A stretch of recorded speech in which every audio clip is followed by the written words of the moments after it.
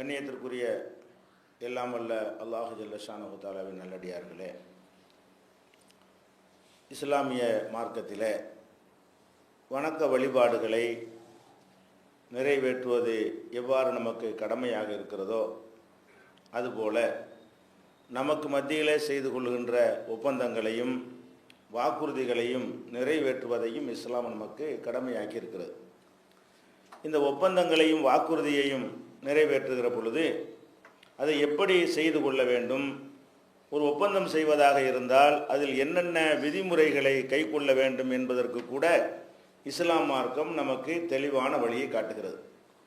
இன்றைக்கு இஸ்லாம் சொல்லக்கூடிய இந்த ஒழுங்குகளை அறிந்து கொள்ளாத காரணத்தினால் நம்முடைய சமுதாய மக்கள் தங்களுடைய சொத்து பிரச்சனைகளுக்காகவும் இன்ன பிற கொடுக்கல் வாங்கல் விவகாரங்களுக்காகவும் நீதிமன்றங்களிலே வழக்கு தொடர்ந்து பல வருடங்கள் 20 ஆண்டுகள் 30 ஆண்டுகள் என்று பல வருடங்கள் நீதிமன்றத்திற்கு அலைந்து கொண்டிருக்கிற காட்சியை நம்ம பார்க்கிறோம். கோர்ட்டுக்காகவே தங்களுடைய பணத்தை எல்லாம் செலவழித்து 1000 ரூபாய் பெருமானம் உள்ள ஒரு சொத்துக்காக நடக்கிற ஒரு வழக்கு பல லட்சக்கணக்கான ரூபாய்களை விழுங்குகிற அளவுக்கு கூட நம்ம நாட்டில் நிலைமை இருந்து கொண்டிருக்கிறது.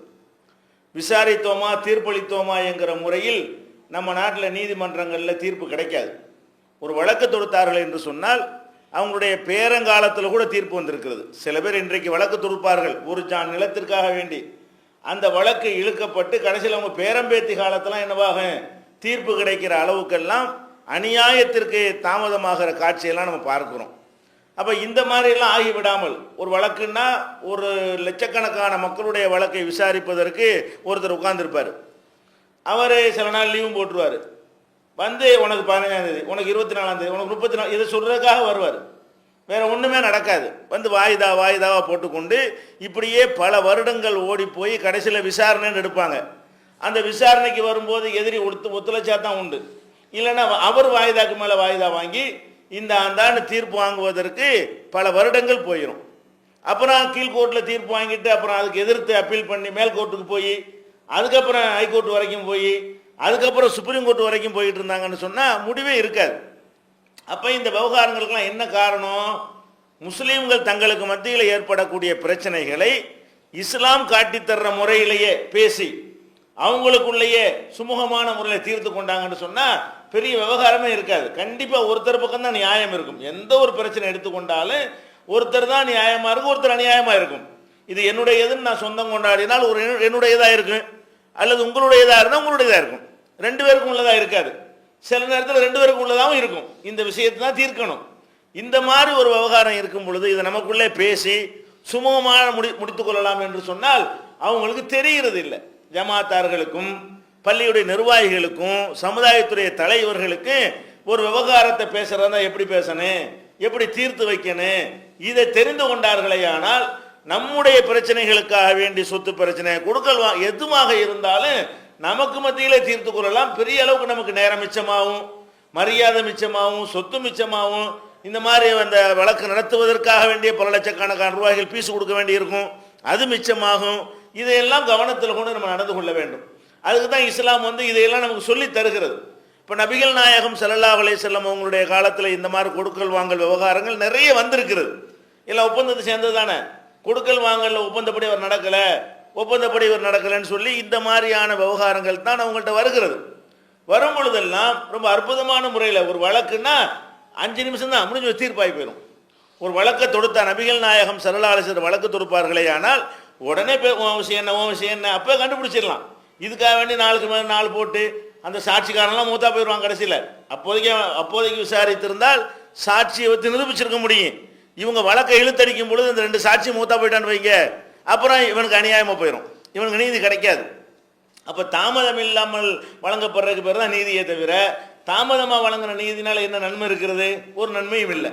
அப்போ நம்ம என்ன பண்ணணும் என்றால் நமக்குள்ள என்ன மாதிரி பிரச்சனை வந்தாலும் நபிகள் நாயகம் ஸல்லல்லாஹு அலைஹி வஸல்லம் அவர்கள் எப்படி தீர்க்கிறாங்க?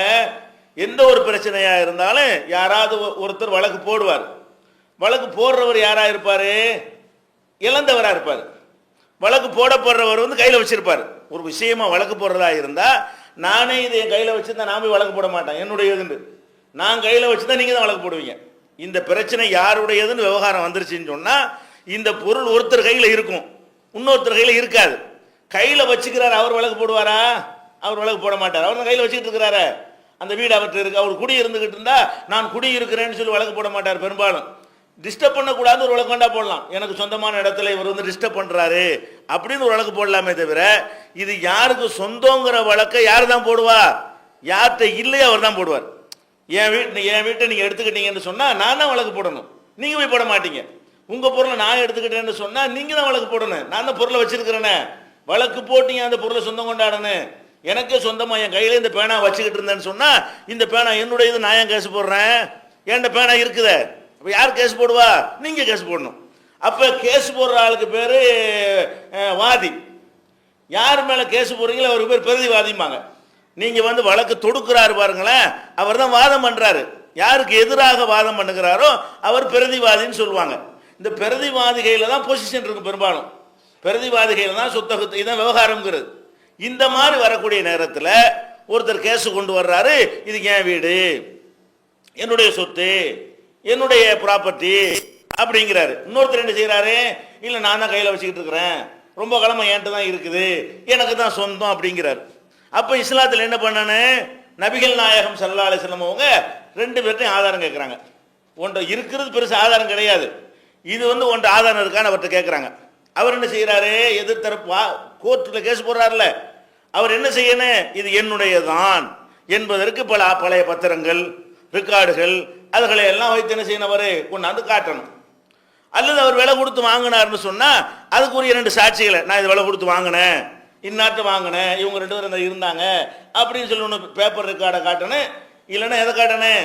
சாட்சிகளை கொண்டா நிப்பாட்டணும். சாட்சியை குறுக்கு விசாரணை பண்ணுவாங்க, கரெக்டான சாட்சி தானா, செட்டிங்கா, அதெல்லாம் விசாரணையில தெரிஞ்சு போயிடும். அப்போ இதுக்கப்புறம் அவர்கிட்ட சாட்சியும் கொண்டு வரலன்னு வைங்க, சொத்து என்னிடத்தில் இருக்கிறது, உங்களில் ஒரு ஆள் வழக்கு போடுறீங்க, உங்கள்கிட்ட எந்த ஆதாரமும் இல்லை, சொத்து என் கையில் இருக்கிறது. இப்போ இந்த மாதிரி வரும்போது ரசூல் ஸல்லல்லாஹு அலைஹி வஸல்லம் என்ன தீர்ப்பளிப்பாங்க? யார் கையில் இருக்கிறதோ அவர் வந்து ஆதாரத்தை கொண்டாந்து காட்ட தேவையில்லை. ஏன்? அப்போ எல்லாம் ஒவ்வொருத்தன் கையில் வச்சுக்கிறாங்க. இப்போ உங்கள் சட்டை போட்டிருக்கு, உங்கள் சட்டைங்கிற ஆதாரம் ஏதாவது வச்சுக்கிறீங்களா? நீங்கள் போட்டுக்கிற சட்டை உங்களுடைய தான் என்பதற்கு ஏதாவது ஆதாரம் இருக்குமா? இருக்காது. நீங்கள் கைட்ட வாட்சுவோம் இதுங்கிறதுக்கு ஆதாரம் சொல்லு. நான் வச்சுக்கிறேன்ல தான் ஆதாரம், இதுக்கெல்லாம் ஆதாரம் காட்டிகிட்டு இருக்க முடியும்? நம்ம பொருளை ஒருத்தன் வச்சிருக்கிறது தான் பெரிய ஆதாரம். எந்த ஒரு முக்கால்வாசி விஷயங்களுக்கு என்ன இருக்கு? அடுத்தவன் சொத்தை ஆக்கிரமிச்சு வச்சுக்கிறது கொஞ்சம் இருக்கும். பெரும்பாலும் நம்ம குடியிருந்தால் அது நம்ம வீடுங்கிறதுக்கு ஆதாரம், அல்லது நம்ம வச்சு பயன்படுத்தினா நம்ம பொருளுங்கிறதுக்கு ஆதாரம். அப்போ யார் கையில் வச்சிருக்கிறானோ அவன் சொந்தக்காரனா, என்னுடைய இதுன்னு கேஸ் கொண்டு வர்றான்னு அவன் சொந்தக்காரனா, இதான விவகாரம். அப்போ யார்கிட்ட ஆதாரம் கேட்பாங்க? யார் வச்சிருக்கிறானோ அவன்கிட்ட ஆதாரம் கேட்க மாட்டாங்க. உன் ஆதாரத்தை கொண்டு வா, நான் தான் வச்சிருக்கிறேன்ல, அதான் ஆதாரம், என்கிட்ட தான் இருக்குது, நான் தான் பயன்படுத்திக்கிட்டு இருக்கிறேன், தலைமுறை என்கிட்ட அப்படின்னு சொல்கிறான் அவன். அது அவனுடைய ஆதாரம், அதான் அவனுக்கு மெயினான ஆதாரம். அவன் அபகரிச்சுக்கிட்டான், இவங்கிட்ட இருந்து பறிச்சான்னு சொல்வதாக இருந்தால் யார் ஆதாரம் காட்டணும்? அவன் தான் காட்டணும். இஸ்லாம் நமக்கு சொல்லித்தர வழிமுறை என்னன்னு கேட்டா, அல் பையினத்து அலல் முத்தஇ, யார் ஒருத்தரை என்னுடையது என்று உரிமை கொண்டாடுகிறாரோ அவர் தான் ஆதாரம் கேட்கணும். ஜமாத்தில் விசாரிக்கிறதா இருந்தா யார்கிட்ட ஆதாரம் கேட்கணும்? உங்க இதுங்கிறீங்களா ஆதாரம் தாங்க, இவன்ட்டு கேட்கக்கூடாது. யார் கேஸ் கொண்டு வர அவன்கிட்ட தான் கேட்கணும். யாருக்கு எதிராக கேஸ் வருது அவன்கிட்ட போய் கேட்கக்கூடாது, அவன் தான் வச்சுக்கிறானே அவங்ககிட்ட போய் உன்னுடையதுக்கு நீ ஆதாரம் சொல்லு, என்னுடையதாங்க நான் தாங்க அதை வச்சுக்கிட்டு இருக்கேன், அவ்வளோதான் அவனுக்கு ஆதாரம். அப்போ யார் ஆதாரம் காட்டணும்? உலகத்தில் கோர்ட்லையும் அப்படித்தான். இஸ்லாம் சொல்லக்கூடிய இதைத்தான் உலகத்திலையும் எடுத்திருக்கிறாங்க.